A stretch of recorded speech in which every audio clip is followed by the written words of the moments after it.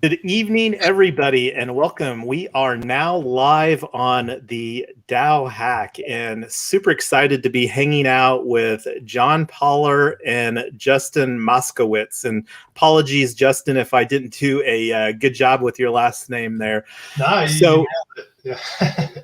Awesome. Well, welcome to the show, everybody. This is literally the very first episode of the DAO Hack. I was hanging out with Robert Richmond the other night, which was functionally our inaugural episode here on the DAO Hack, where we're a DAO about DAOs. And it was kind of funny, not funny too much, but was trying to launch our token, Hack Coin, for the DAO Hack yesterday, but ran into some technical troubles. But I'm not here tonight to talk about the DAO Hack. Looking forward to hearing from John and Justin with everything that they have, a little bit of where that they've been. I know that personally, I was super excited hanging out in person in Denver for the SporkDAO launch party. And if memory serves, I think that was at the end, maybe the last Saturday of June. So I don't know who wants to kick this conversation off, but I'm going to give it over to you, John or Justin, and you can roll out some introductions here, and then we can get the show going. Sure, be happy to. So I'm John. I'm the founder and executive steward of ETHDenver. We're sort of transitioning, I guess you could say, from a little bit more of a centralized, call it an event organization, to like literally an event and investments DAO. So the new organization is called SporkDAO, and SporkDAO is the, hey, what's up, Josh? SporkDAO is it's the master DAO, and then there's 3 meta DAOs that actually are sort of part of the SporkDAO community. One is ETHDenver itself. The second is the Colorado Jam Technology Sandbox and Incubator. And then the third is Buffercorn Ventures. So we are very dog foodie friendly. So we're very interested in exploring sort of greenfield opportunities. I mean, we announced ETHDenver was going to be moving to a DAO in 2020 before it was actually fashionable. So we've seen the vision of this future for a very long time. So I'll zip it and let Justin. You want to introduce yourself? Yeah. So I'm Justin Moskowitz. I am the crazy person who John was able to convince to come in here and build this cool community with, and he kind of onboarded me really into the Web3 community through ETHDenver. So I manage all the operations for the event, coming up with cool ideas and executing them. And yeah, that's kind of the role that I've played here. So Josh, do you want to pop in here and give a quick intro on your whole role in the scene? Yeah, you gotta get the green screen version of that shirt, man. Like, oh my gosh, man, you're just floating there. My head. I got you up on center stage, so over to you, Joshua. It took me aback a little bit seeing John's head floating over an ETHDenver shirt. Kind of.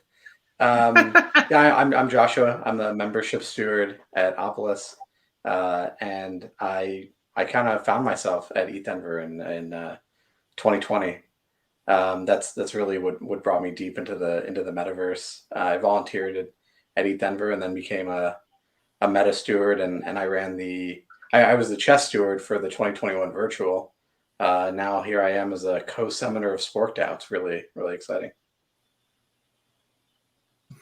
Yeah, so I think that would be a good segue to really talk about like what that transition process looked like. So maybe even take a step back, because one of the things that I thought was a little humility on my part, because I'm super new to the crypto space.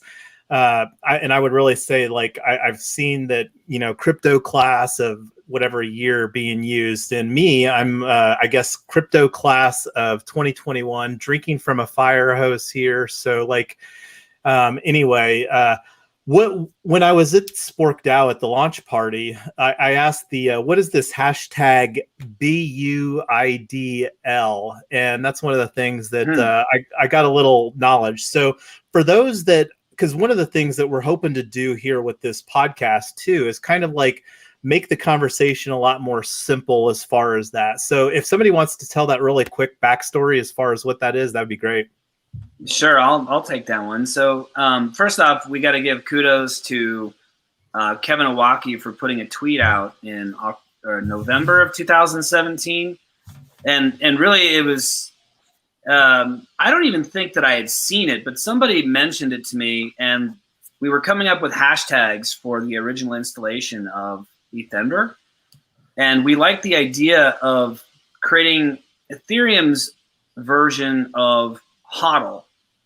So HODL is the Bitcoin like hold. It's like misspelled. I think it was a Reddit post or something where somebody said, "Oh, I just got to hold my Bitcoins," but he misspelled it, so that it became this meme. And so we're just like, there was all sorts of like Moon Boy, ICO craze stuff going on. And we're like, we're not about any of that stuff. Like we want to build, right? So we're like, well, don't hodl, biddle. So it wasn't really a thing, Kevin tweeted it. So Kevin, there's somebody else who claims to have had like maybe one earlier tweet, but it wasn't really a thing. It hadn't taken off yet. And then when we announced that on stage at ETHDenver 2018, it went viral. So like it became the the rally cry of the Ethereum community. Like, no, we're not here to hodl, we're here to biddle, right? So building is the hallmark of Ethereans, right? So people that are actually working and building in Web3 understand the biddle meme and to represent part of who they are. So that's why we've used it as sort of the core foundational, or one of them. One of the things that we've used to really highlight what it means to come to ETHDenver and what it's really all about. Yeah, so it's like the difference between hold on for dear life. That whole idea. It's really, for this thing to succeed, you have to build, right? Yeah, no, I love that, and that's a noteworthy backstory. And I think that, and I remember seeing a tweet the other day from John, and I think that maybe some of that was a throwback to the Miami Bitcoin conference as far as the negative or toxic Bitcoin maximalism. So it's good. It was kind of funny. I was actually contemplating here to tweet out to the Denver Bitcoin to see if we could maybe get a meetup. I know that they like catching up over there at the Denver Beer Co. And I've got the mcon.fun coming up here. That's the upcoming. And what's a good way? Is it categorized as a DAO conference? It's put on by Metacartel. So Metacartel is a DAO, but it's not just Metacartel. It's for, it's become more about DAOs, although it's certainly. Am I frozen? I feel like I'm frozen. Yeah, you're frozen, but we can hear you. Yeah, that's so weird. Like my speed up and my speed down is cooking. So I don't know why. I'm having trouble with the video as well. Yeah, you look frozen too. Let me turn the banner off. Maybe that's sucking up all the juice here. No more banner. I don't know. I'm impishly grinning. Frozen. Well, tech is definitely not perfect. So. Oh yeah. Hey, see, now I'm not like. Good. All right. It was the banner. See. It's a possibility. So I am trying out StreamYard here. I love how easy it is to host and again it still sounds choppy to me. Improve. Is it? No, it's good. It's good now for me. I don't know. It's good for me. I can see and hear fine now. Well, and I guess that this would be a good segue to just drop that I am going to be reproducing this onto audio, and this might be something that I click out in the post-production on the audio. So anyway, since we dropped the MCon, and I'm going to take a look at my agenda notes over here. So let's go back to, and we've got the Opolis origin story too. So tell us a little bit about Opolis. That's something that I've had some conversations with Mrs. Yonks about, with us being serial entrepreneurs. We actually just recently rehomed our residence back to South Dakota, planning on doing a lot more travel. So who wants to take the conversation as far as Opolis? John won. So Opolis is a culmination of 20 years in HR tech and employment systems. So in a previous life, I built a company, a staffing company, employment company. And then I got into HR tech and did some startups, and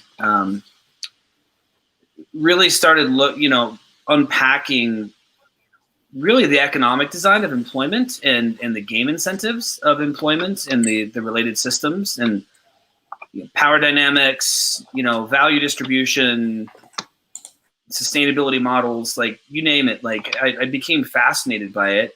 And at one point, in 2005, I first uttered the words, "I'm going to democratize employment." So I had this big, ambitious, silly thing. I had no idea even what that even meant, probably. But we were going to democratize employment. And, it was interesting because the context in which we were doing it, in hindsight, was terminal. It had zero chance of surviving because the game design and the incentives and the extraction points and everything else were just misaligned. It was just never going to happen. So after realizing that, I basically exited everything that I was a part of at that point in time. And I decided to actually figure out how to democratize employment. So Opolis's etymology is really the convergence of two words. It's opus, which is work, and polis, which is city, or community. So it's where opportunity meets community. Opus is the root word for opportunity as well. So it's something where it was important to me to really embed the meaning of this community that we were going to build into the actual name of it. And so its goal at scale, well, there's two parts to it. What it is today, we describe it, for crypto nerds, we'll say it's an employment DAO with a legal wrapper, and there's reasons for the legal wrapper and things that we have to do for compliance. And then for people that are sort of in what we call normie land, we call it a digital employment cooperative. And so it's a little bit more accessible for people that are like, oh, I understand a credit union or REI or a co-op, and oh, it's an employment co-op. Like, how does that work? So essentially what Opolis does is it replicates employment for individuals with benefits and reporting and compliance and all the different things that you normally have in a traditional W-2 role, working for a corporation. But you've actually maintain your independence. So you get your cake and eat it too. So you group healthcare, high quality, low cost group healthcare. You get all the other kind of bells and whistles that you would normally see, but you just really can't usually get as independents. So we've created a collaborative framework and a group purchasing mechanism that allows our employment DAO community to procure these things on behalf of our members, and we can scale it. Hi, sweetie. So I'll leave it right there, and I'm just gonna put her wings back on her, and she can. Okay. Is that funny? No, that was very, very helpful, John. So one of the questions on Opolis is, well, first of all, did the current governor of Colorado, did he let you guys use that, or is that So if you ask him, there's a joke actually that he often refers to Opolis as Opolis. So we joke about it, but interestingly, no, it just so happens, it's completely serendipitous and just ironic that he ended up being governor, because Opolis' name was picked in 2017. So like, or maybe even before that. So it is sort of funny though. So, I mean, the irony and the sort of coincidence is not lost on us. Let's put it that way. But we've had a couple of chuckles about it with the governor. It's been pretty funny. Very, very nice. So even more closer to an interest area of mine is that a platform that like gig workers can plug into, like Uber or Lyft? And I don't know if you're familiar with some of the stuff like Stride is a gig worker, and I don't know what benefits that like Opolis would provide over a situation like Stride, but and I don't know, but one of the things that we're looking to do here later is do a Tesla driver tokenized community as well. And I don't want to go off onto a tangent about that, but the preface of, or the that would be more geared towards gig workers. So what kind of value would Opolis provide for gig workers? So at this stage, due to certain compliance requirements, we are primarily targeting people that work full-time independently, or full-time is, it doesn't matter if you're a gig worker, independent contractor, whatever. We don't care what stripe of what we call solopreneur you are, but you do have to have enough income that you meet certain FLSA standards and other compliance things to deem employment legitimate, right? So there will probably be a time in the future where we'll have much more flexible sort of ability to kind of catch all everybody. But there's some fairly sophisticated things that we have to manage around, well, not just compliance, but just cost management. Like, it's complicated. I don't want to get into the details, but like, so right now our target audience is anybody who works independently full-time and has, you know, in the state that they're in, enough income that would qualify for what we call, you know, full-time wages. But if that's an Uber driver, if it's a person working on Fiverr, if it's a person, you know, doing enough volume to make that happen, then sure, they qualify. And they can have 10 different revenue streams. It doesn't matter. So one of the things that we'll be talking about regularly on the DAO Hack here is the tokenomics. And I can only imagine that the tokenomics conversation for like the ETHDenver migration to SporkDAO was very, very different than the tokenomics conversation for Opolis. So if you could really do us the favor and kind of shed some light on that. And I don't know who wants to start that off. I don't know if it's you, John, or somebody else. Well, I wrote both of the papers, so I can give you the high level. And, you know, Josh was heavily involved in the Opolis distribution and Justin was heavily involved in the SporkDAO distribution. So the high level concept is there's this sort of emerging concept of sort of retroactive value rewards. So, you know, looking back in the rearview mirror of an organization or event and somehow weighing the value that somebody created. In ETHDenver's case, it's sponsorship or attendance or speaking or volunteering, et cetera, et cetera, et cetera. Or in Opolis's case with the work token, it's, you know, historical payroll consumption, referrals, historical referrals. So like we went back and looked at everything retroactive to say like, okay, how do we make this as a fair launch as possible? And having done this twice now, the math can give you a real headache. And like considering all the little nuances of like how you distribute tokens, when you distribute tokens, what you distribute tokens for, how that battle tests against other things. So like different scenarios that could come up. I mean, we literally spent months talking about different little nuanced scenarios that could pop up and possibly break the tokenomics. I mean, not that any of it's probably perfect. We don't claim that. But, you know, this is greenfield stuff. So like we just basically took a stab at it. And you know, documentation's key. So like we did our best to like try to be as transparent as possible. I think that's another thing about you know, these DAO communities. Transparency is critical. If you're not going to be transparent about what's going on and who's getting what, then you know, people get a little suspicious or, you know, worried about rug pulls or whatever. Josh, Justin, you guys want to add anything to that? Feel free. I would say that this was both instances, Opolis and SporkDAO, were a masterclass in progressive decentralization. Before Opolis, I was at Consensus, and before that, I was at Lyft. And I wrote a white paper when I was working on a project called Chaser about decentralized rideshare. And one of the reasons that decentralized rideshare has never taken off in the Ether space is because you can't start something like that full decentralized.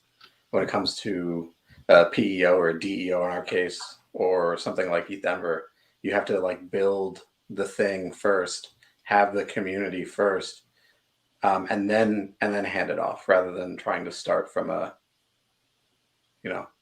chaotic mess.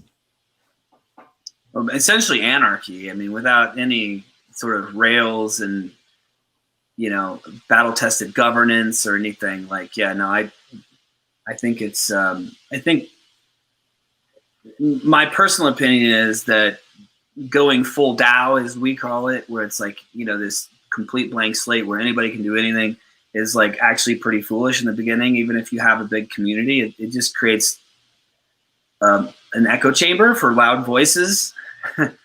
Loud noises. So whoever makes the most loud noises gets listened to, and then even really good ideas are just kind of sitting back going, you know, I just don't want to deal with this. And I've seen this quite a bit. So we've taken a very staged approach on both, and you know, making sure that the tokenomics align with the right incentives, both operationally, contribution of past, present, and future value, and that there aren't asymmetries of power when it comes to anyone that might even look, smell, or act like a quack, like an investor. Like, you know, like we're very much about maintaining what we call structural benevolence, which is both a legal framework, technological, and governance, like baked into three things.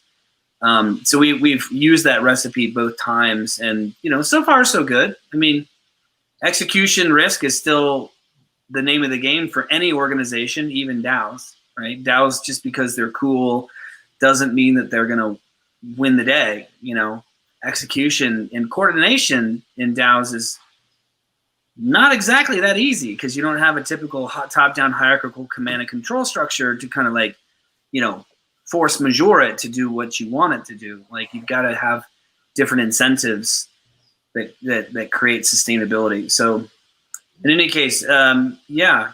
Justin, what do you got to add, man? Yeah, no, I was just going to say, I think the way that you manage the funding for Opolis is super interesting. Maybe you could just give a little more detail on that, John. Like, you know, how it differs from like the standard VC model, right? Yeah, so I mean, we don't talk about this a lot because we're not trying to brag or gloat or anything, but you know, we did what we called a communities funding communities initiative. So we raised and sold traditional equity in an entity called Opolis Inc., which is what we call the trustee to the Employment Commons LCA, which is the actual like cooperative entity.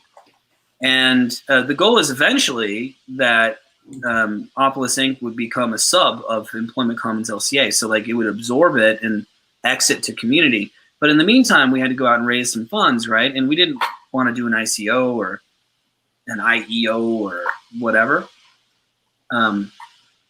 We were looking to preserve a very specific path into our token distribution, which meant not selling tokens. So in other words, we sold equity, and the tokens are just a unit of account for what's called patronage inside of a cooperative.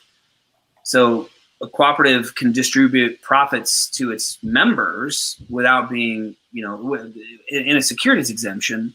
So we gave out rewards to people for contribution, but they have no value because there's no profits, right? And we didn't set up markets, we didn't create liquidity, we didn't do any of that. If and when that ever happens, it's going to be the community doing it, not us. So we basically didn't take $1 from a traditional VC. We funded everything that we did through community groups, DAOs. Several of our biggest contributors are DeFi projects that don't even have legal entities. I mean, they gave us grants and they received tokens as rewards, right? Or at least a pro rata portion of our token distribution from the commons, which is really the issuer. So it was fascinating to be a part of it. And the fact that we were as successful about it as we were was, we raised $5.5 million without taking $1 from a regular VC.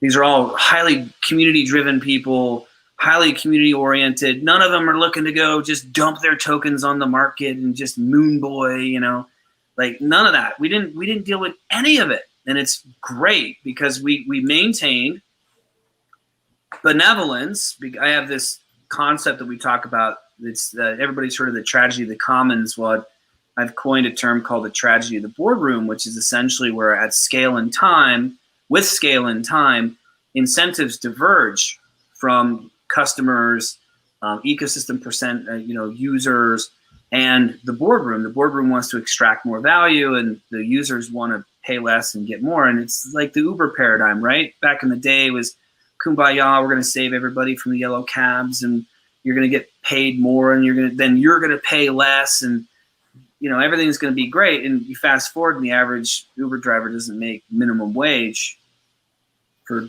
driving you around. So they suffer from the tragedy of the boardroom, right? Which is the divergence of those aligned incentives over time, because the narrative no longer matters to them. They're big and powerful, and they're just looking to extract value and hit their earnings per share, for the quarter. So the goal is to maintain that benevolence, and we've done that in the tokenomics, we've done that in the legal framework, and we've done that in the technology that runs the governance. So it's pretty cool. I mean, I would love to see more people use it, the framework, and we're going to write some things about how we did it and put it out, open source it, because quite frankly, I think it's the wave of the future, in my opinion, in a lot of ways. I think there's going to be other ways that you could do it, but like the way that we did it, I thought was pretty cool. Yeah, the one other piece to that, John, is like the whole Colorado co-op structure, how that applies to both Opolis and SporkDAO. I think you're also the best person to speak.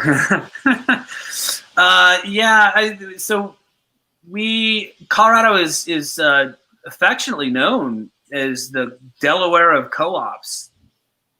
And who knew, right? I had no idea, and I didn't even really know about co-ops much, but like when you really look at the history of co-ops and guilds and professional associations and unions and the advent of these different sort of collective bargaining tools and just, groups that get together around a joint purpose, co-ops have been around for a very long time. And, it's a fascinating legal framework because it gives you so much flexibility around how to design your community or your effort. And Colorado doesn't have an industry requirement, which means that like in some states they're limited to like food co-ops or some sort of agriculture co-op or something. Like you can apply a co-op to anything in Colorado. And there's a carve out from securities registration for co-ops. So like you don't have to deal with the securities laws and the filings and all that kind of stuff. So not that they're not securities, not that you're not still subject to fraud, stuff. But point being is like it's very fluid and very easy for groups to do interesting things. So we basically use the framework, which Colorado wants to promote, to create the legal wrapper for our DAO entities. I mean, think about ETHDenver. You can't really have a DAO running an event in person. Like, how are you going to rent a space? Like, how are you going to get event insurance? You don't even have an entity. Like, how are you going to do all that? So, like, we've chosen to kind of like call it ride the line. Where we're practicing decentralized things. We're doing a progressive decentralization effort, as Josh mentioned earlier, but we're using a legal wrapper to create the bridge between the two worlds. We're legitimizing the effort by actually, having taken the time to like really understand the law and what its possibilities are. Just for context, I mean, we spent like 2 years looking at this stuff before we actually put it into practice. So I'm glad that we brought up the conversation, because I'm a huge cooperative fan. And even more importantly, I think the secret sauce is the limited cooperative association, which adds, for those that aren't familiar, that adds, so a traditional cooperative, you just have the patron members. Then the limited cooperative association, which is Colorado is really positioning themselves, like John said, to be the Delaware of that. That adds a second member class, the investor members. And one of the things that I thought would be pretty fun, I don't know if any of the people besides myself is planning on heading up to Wyoming here later this month for the Wyoming Hackathon. So Wyoming has their Wyoming DAO LLC law. Then you've got Colorado with the co-op LCA. I thought it would be kind of fun if, and this is just me completely talking out loud, if there was kind of a debate between Wyoming on one hand, Colorado on the other hand, as far as what would be the best legal structure for a DAO, whether it's the co-op LCA here in Colorado or the Wyoming DAO LLC law. So or maybe something new. I'm not going to disagree. I mean, like Mrs. Yonks and I are huge fans of series LLCs, and maybe even a series DAO LLC. No, we have another idea. I think it's somewhere in between. I think it's 2 parts DAO, 2 parts cooperative, and 2 parts called digital community. One of the problems with the Wyoming law, in my opinion, is they don't discuss tokens or anything around, tokenizing a DAO. So that's a big problem, because like, what the hell do you think every DAO is going to be doing, right? That's what they're going to be doing. So the law is imperfect. I know, actually, I was the guy that introduced Aaron Wright to the legislators at ETHDenver in our Buffacorn Bluff private room that made the DAO law happen. So that, like, the whole room where it happened thing, like, that we did that. So I think it's progress. It's absolutely net positive for the space. The people in Wyoming have made commitments to making adjustments to the law that need to be made. We're looking at doing some interesting things in Colorado. I'm not prepared to drop any particular alpha yet on that, because we're still working very kind of covertly on this. But like, I think what needs to happen. So here's my thesis. We have to address tokens. We have to directly. We can't like, well, it's their securities, but they're exempt under the Digital Token Act of 2018 in Colorado. But then it's like, but, right? Like, we don't really address the 800-pound gorilla in the room. So the 800-pound bored ape in the room is the tokens, the community tokens, right? So I think smart legislation that takes into consideration disclosures, that makes it easy for somebody to evaluate, getting transparency. I mean, that's one of the core themes of DAOs, right? Is transparency. So I don't think anybody who's going to create a DAO and then ultimately tokenize it should have a problem with transparency. So now there's cost effectiveness. There's all sorts of variables that go into this that we're looking at. But I think being able to register an entity that doesn't have centralized liability problems, that allows a community to tokenize itself and create essentially its own, microeconomy, is what we need to be addressing, because we haven't really addressed that. And there's no guidance, there's no state that's taken the lead on that totality yet. It's sort of Wyoming DAO, legal thing. And then there's co-ops, which are, like I said, it's kind of parts of these things that need to happen. I don't think that if we were to do anything, we wouldn't be making introductions to adjust or amend the cooperative law, because that's kind of a different thing. Like, we would probably introduce something new. So That's all the alpha I'll give you. Looking forward, I know that the Colorado is definitely wanting to position ourselves as leaders in the blockchain space too. So looking forward to see what unfolds on that. I did meet, and I can't remember what his name was. I think it was Russell there that had a very interesting title at with the Colorado State Office, director of something really cool or something. I thought Digital transformation. That's it. Yeah. So that's Russell Castanero. What's up, Russell? Shout out, brother. He is doing the hard work of pushing strings up hills inside the state bureaucracy. And what's beautiful though is he has executive support in Governor Polis. Governor Polis has now twice this year announced his intentions to see Colorado become the first digital state. Our efforts in My Colorado ID and creating a whole bunch of supporting technologies. That's what the Colorado Jam Incubator is for, is a partnership with Governor Polis's office to actually pilot Web3 technology in the state infrastructure. So, without having the state to pay for it, it's a completely privately funded effort, just in support of this effort to make the Colorado realize itself as the first digital state.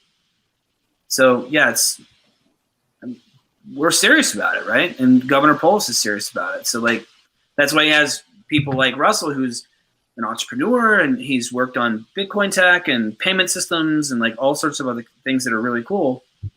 And he's now leading that initiative in the Governor's Office of Information Technology. Looking forward to see what Colorado's got coming down the pipeline. So one of the other things that I anticipate that we'll be talking about, because the tech changes so quick, especially in the blockchain space. So let's talk about tech stack. What's the tech stack as far as the tools that SporkDAO and or Opolis are utilizing for supporting the software side of moving towards, and I don't know if you could maybe talk if it's different for both of those situations. I'd love to hear the stories. Yeah, so we're big fans of the Moloch DAO system, the ecosystem. So we work quite a bit with DAO House and Raid Guild and Metacartel and other people that are using the Moloch DAOs as their preferred choice of governance. So we use Moloch DAOs almost exclusively for SporkDAO. We are using Forum and Snapshot and some other things that are sort of like decentralized theater in some ways, but progressive decentralization. You can't literally. You would spend years trying to get this stuff perfect if you were waited to launch. So we just get it out. Let's just get going with it, and then we'll progressively move it where we need it to go. On the Opolis side of things, we haven't even set up our decentralized governance system yet, because the first stage of the progressive decentralization is what's called the Board of Stewards. So there's a 7-person board. It's actually going to be expanding to 9 soon, that are all members. So these are employee members. This isn't like I said, investor people or whatever making decisions. These are people who are benevolent to the membership. And so they currently make the decisions, but once we hit 1,000 members, we'll be moving to an entirely community-driven decision-making structure. So the goal right now is growth. There's not that many decisions to make at this early stage. So we decided to kind of opt for operational growth and focus. We'll focus on the governance later down the line. I do suspect that the Moloch DAO framework as it exists right now won't be big enough won't be able to handle as enough members, because there's sort of a cap on members and currently in the current version, before it degrades and it doesn't work so well. I think somebody told me it's 100 or something. So the minute I heard that, I was like, well, No, that's not the number that the tech can handle. And I can't remember the law, but it's that idea that once you get above 100 friends, that you're no longer good friends with them. Yeah. So whatever it was, we're still in the evaluation stage for Opolis, I guess is where we're at with it. So but generally we try to keep it simple. some of the other DAO frameworks, as much as I love their work and they blazed amazing trails, like, DAO Stack and Aragon, I just think it's too bloody complicated for most people. And it's just not, Dunbar's number, that's what it is. It's just too complicated. So I've been a critic of that since 2017, 2018. Like, you got to keep it simple, which is largely where Moloch kind of came into the picture, and what DAO House is really run with. So, it's been interesting. A lot of these systems and the way DAOs work is taking trust out of the hand of like a third party, like a government or a bank or some corporation, and putting it in the hands of the code, which puts significantly more trust in the hands of each other. There's an issue in DAOs right now where how do you dox yourself to the people you're working with without doxing yourself to the world outside of the DAO? And I think that's one of the things that trying to wrangle large numbers of people. How do you do that inside of a traditional DAO framework? Traditional DAO framework, as if there is a traditional. I was gonna say I don't even know what that is, man. I heard it when I said it, and I was like, people listen to that and be like, "There's no." Somewhat, they're more traditional and more. I know a lot of DAOs now are DAOs that are becoming actual DAOs where they'll have a token and that creates community, and they use the token using Snapshot as a technology, and that does seem to work for governing things. But as they get larger, it becomes a little bit unruly. And as John was just saying, I don't think we have a silver bullet for it yet. No, it'll mature though. I'm if you look back at when DAOs were first in conversation, 2017, 2018, with DAO Stack and Aragon, maybe Colony, sort of popping on the screen. I mean, we didn't have tools like Snapshot or any of these other things, or Boardroom or whatever. I mean, there's so many cool things that are happening. And at ETHDenver 2020, nobody was even talking about DAOs yet. I mean, we had to create DAO Fest and create all this buzz, and we built a DAO technology for people to vote on projects. And everyone's like, "Whoa, what is this, man?" And we're like, "Yeah, it's the year of the DAO." And nobody had any idea what the hell it was. And then a year later, including a pandemic, and everyone's geeking out about DAOs. And it's that's how fast things move in crypto. So give it another 6 months, and there's going to be some really cool stuff that we're just oh, well, that's going to solve that, and who knows where it's going to come from. I have no idea. Yeah, but I think what's really exciting for me from the SporkDAO side is, we're trying to organize this event and figuring out ways to align incentives with all the people who contribute. And the reality is, even Josh volunteering for the event, it's I could high five him or whatever, but there's not a whole lot of record of how he participated in that event, right? So that's something that moving forward into the future, we want to really involve the community from the get-go into all these different parts of ETHDenver, and definitely the DAO structure from the SporkDAO and then each of the individual DAOs.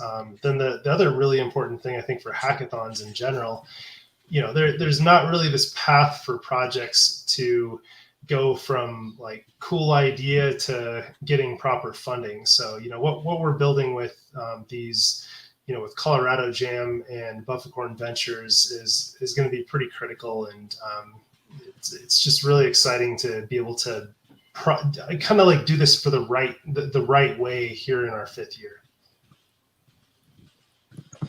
Yeah, I think it is going to be an interesting thing because, we kind of YOLO'd a lot of the first 4 years, and whatever, man, we'll figure it out, yeah. But then oh crap, when we go to do the tokenomics, it's hey, do you have the application data from 2018? And it's we got to dust off the Excel files, and none of it's in the same format and data outputs, and it is just a mess. And then you have no idea who did what or what real value was contributed, to Justin's point. So getting more precise about contribution of value and just having better tools to kind of create that engagement, incentive structures, game design, right? In these activities, events, and DAOs, I think is such an important factor. and way underrated even at this stage. I mean, governance is so basic right now. And like incentives, contribution, how you measure value, it's all super nascent. The way we see contribution of value 5 years from now will fundamentally change the way people experience their commercial lives. Everything will be gamified. Like commercial life will feel like a game, but you're like working in this space and you're getting paid to do these things. It's going to be the wildest thing. It's already happening. It's just going to be accelerated and it's going to be at scale. So buckle your seatbelt because like I think it's fascinating. I mean, it's turned everything that I've ever understood about traditional economics and incentives and game structure on its head. And it's just going to continue to be wild to watch. I've been asking, and I'm super excited. And I love seeing and hearing your excitement, everybody's excitement here that's hanging out tonight. So thank you again for everybody hanging out. So one of the questions that I've been asking is, are you aware of a real estate DAO? And that's one of our sister projects that's actually occupying the majority of our time. So I'm interested to hear your chuckle there. So let's hear it, John. Josh, why don't you take it, man? Like I'm chuckling because Josh is like, we got his fingers in a couple of things. We've talked to a lawyer. We're in the process of getting a retainer set up. Like we wanted to make the first DAO purchase of land in Colorado in a town that I'm not going to reveal at this moment, but we called it Colorado, and we're going to try to we're raising some funds right now to try to purchase some land. The mechanism was actually really interesting. On the legal framework side, but what we wanted to do is it was $1 million worth of land. We were going to try to raise $2 million, put the $2 million into Alchemex, borrow $1 million, pay it off, and use DeFi to basically be able to pay the property taxes going forward, which are like $35 a year, $1 an acre on agricultural land. Regenerative ag. Yeah. So excited to hear about what you guys have going on, Youngs. Yeah, and on that note, so we're working on positioning ourselves as the real estate DAO, and we're really positioning it as a community first approach because we really believe that real estate, even though that we're talking about putting things on the blockchain, real estate is still going to be fundamentally hyper local, and I think that that's going to probably continue to exist perpetually because it's going to be a slow transition, and even just like whatever the regulations that exist in a local municipality for easement, or like we were looking here in Denver over in the Park Hill neighborhood of doing an electric vehicle co-op. Like one of the domains that we have, and it's kind of a project that's on the shelf, is EV.coop, and that's a super simple model where we're looking to take one EV charging station,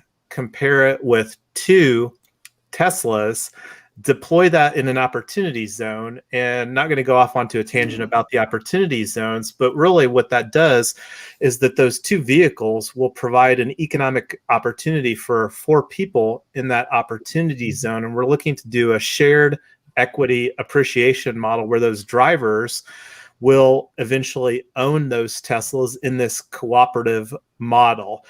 So anyway, going back to the real estate conversation, one of the projects that we're looking to deploy, and really probably looking right now with and personally deploy, is a crypto house cooperative, and started looking like I was even texting like a hacker house.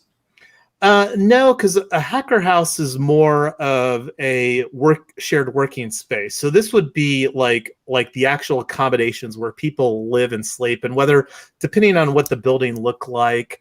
So right now, we really feel that real estate is broken in Colorado, and I think that that's the case probably globally for any desirable situation. And there's a plethora of reasons why. But it's something that we're going back to Retoken DAO. That is a DAO that we've organized in Wyoming, really getting some momentum.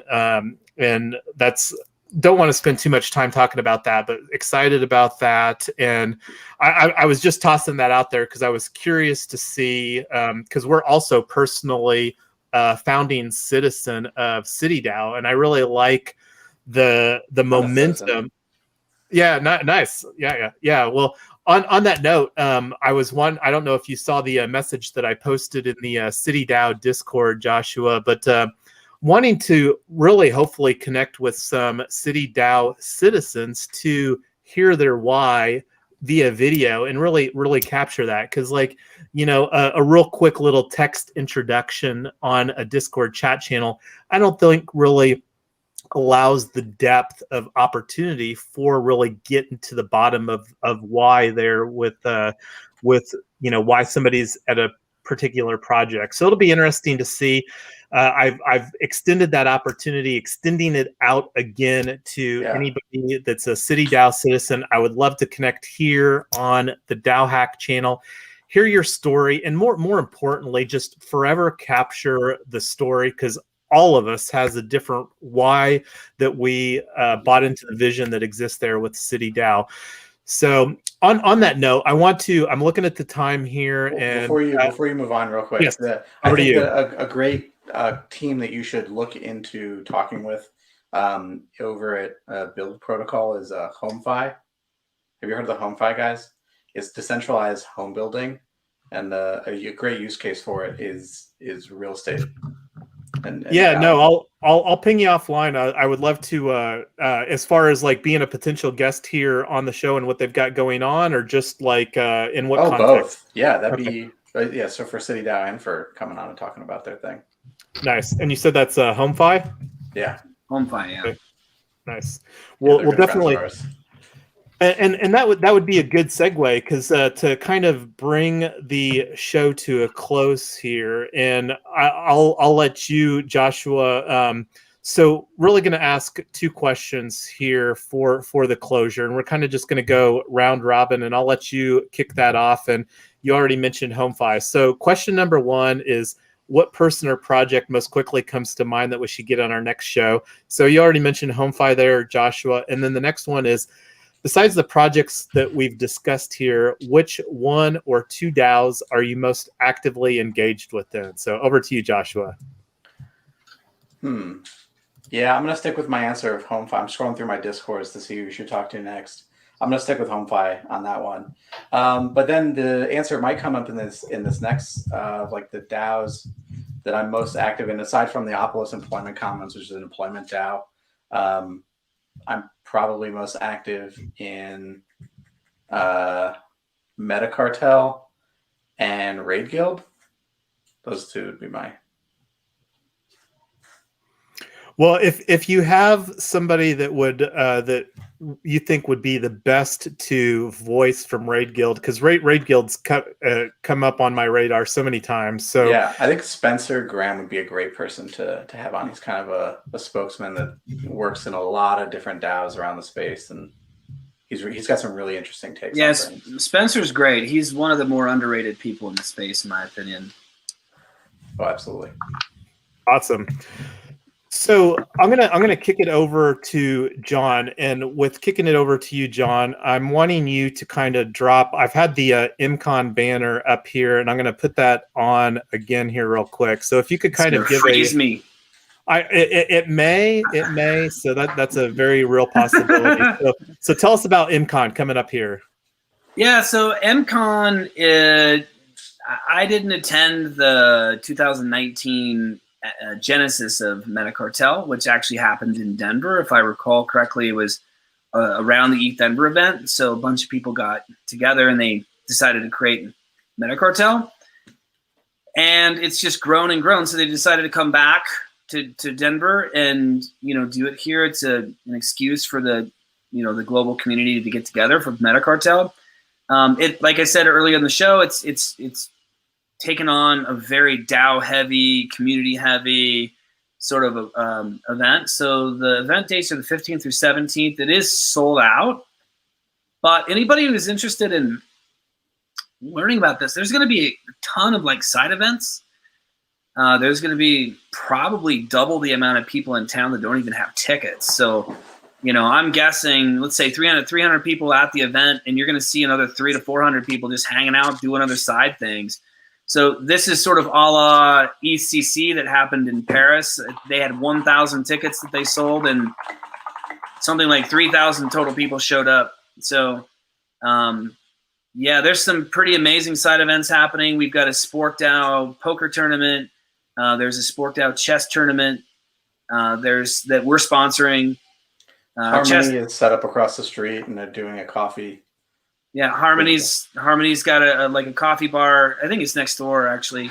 But yeah, there's a whole bunch of stuff that's going on, and you know, I think it's a combination of like, I think the conference each day is going to end at like 2 because it's really important to the community to just be able to spend time with each other instead of just conference the whole time. So, yeah, if you're anywhere near the Rocky Mountains, I mean, September 15th through 17th, I'd be in downtown Denver hanging out and absorbing as much of this information as you can get. I mean, it's going to be, I mean, there's only a handful of events that are, you know, when you talk about the things that we care about that have happened this year or will happen this year, and this is one of them. Yeah, I'm reducing my trip here. I'm actually in Cincinnati visiting the in-laws, and then from there bouncing up to my my daughter's wedding reception on 9/11, and then we're driving back from like Niagara Falls area back to be in Denver. Like, so reducing the trip there because really looking forward to connecting. And one of the things that we've even talked about, and don't have anything planned yet, but one of the things that I'm wanting to do too is facilitate some local meetups for the DAO Hack, because I think that there's a lot of pent up demand here with this pandemic and just to connect with other people. So that's something that like John said, looking forward to the side events. And I think that there's a Telegram channel that I've been chiming into too. So those that are interested, hop in the MCon Denver 2021 Telegram. That would be a great way to see some of those side events. So back to the questions for you, John. Spencer Graham over there from Raid Guild. So what is, besides Spencer, what is one person that you would recommend to catch up with here on this show as soon as possible? One of my other favorite people from this space is Oren McMillan. He works with ClearFund and with Gnosis and with a bunch of other projects. He's one of the smartest product people that I know. He and Spencer are like really dangerous together. They know each other pretty well, but like I would absolutely say Oren McMillan and Spencer Graham are fabulous. And then what is, besides the projects that you're obviously leading up here, John, what are some projects, 1 or 2 DAOs that you're most actively engaged in? To be perfectly honest, I'm sort of more tangential and sort of an ally to a lot of DAOs. I just, you know, I've made the conscious decision to not allocate or spread my time too thin. I have just too many obligations to do that. So I might as well be a part of Metacartel. I might as well be a part of Raid Guild. I might as well be a part of all of these. I am a member of SporkDAO, so I do play in SporkDAO. You will be a member of Metacartel after this. Well, officially I will be. You know, up to this point, I've been in and around and friendly and meshy and all sorts of things. But meshy, meshy. But yeah, that you know that's kind of where I am. I wish I had more time. There's another community that I would point you to as well that I think is really important for the space. It's the Token Engineering Commons, which is a community of token designers, engineers, economists, you know, DAO enthusiasts, you know. Yeah, Griff has really put together a nice group of people. So Griff Green is like OG DAO. So the DAO, like the OG DAO. And, you know, he's also like one of the most sincere people that I know when it comes to trying to build benevolent decentralized communities and building the tool sets to enable them. So like Common Stack and TEC, these are fabulous communities. So if I had more time, I would nerd out with TEC a lot more than I do. But you know, I've spoken at a few sort of showcases, and you know, we've done some work together, and Griff's a dear friend. So yeah, that's all I got to say about that. Sounds good, and we'll bring Justin over here to the center stage, where Justin can make a recommendation besides the people that have already been discussed. What person or project most quickly come to your mind that we should catch up with next here at the DAO Hack? Yeah, I mean, obviously Metacartel is one of the most appropriate, time-sensitive kind of ones, you know, with everything coming up here. I'm just now becoming a member as well myself, so obviously excited for that. Just all the things that they've been doing. Meta Factory, I think, is a pretty interesting one. You know, we've been working with them recently through ETHDenver. Definitely a cool group, and you know, this whole idea of the hype culture drops paired with cryptocurrency, and you know, what are kind of like the fun things that you can make possible with that merging the virtual world with physical goods. Definitely a lot that can be done in that space. You know, there's a bunch of other fun little ones. Like, I mean, even today, Josh and I got into this Monster Maps kind of group. I don't know if you'd call that a DAO, or maybe it's a Raid Guild product, actually. Raid Guild, yeah, based on Raid Guild. We minted some monsters today. He kind of held my hand through a little bit of it, but yeah, I mean, there's a bunch of these like little groups that it's interesting to see, you know, kind of what they'll develop into. Obviously, SporkDAO, we're working on building that and really decentralizing it, getting the community that's been supporting ETHDenver for a long time super engaged in it. And you know, for a long time, there's been a lot between John and myself, you know, figuring stuff out. So I'm excited, you know, more than anything for SporkDAO, you know, just what we can do with this, taking this community that's really passionate about building cool shit, and you know, layering in these ways to take those projects to the next level. So I mean, that's where probably the majority of my DAO focus is going to be, but definitely excited to learn from all these other ones. It sounds like Josh has got one more, but he's muted. Oh, okay. No. Was I muted? No, POAP has some really interesting things coming up. Oh yeah, I highly recommend having Patricio on. They got their start at ETHDenver. We love supporting them. They love supporting us. That's a good one. They've got some really exciting things and developments.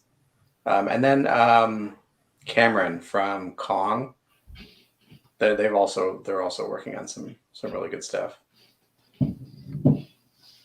And is that Con like KHAN? Kong, KONG, at Kong.land and Kong.cash, and they do a lot of stuff with the ETHDenver ecosystem.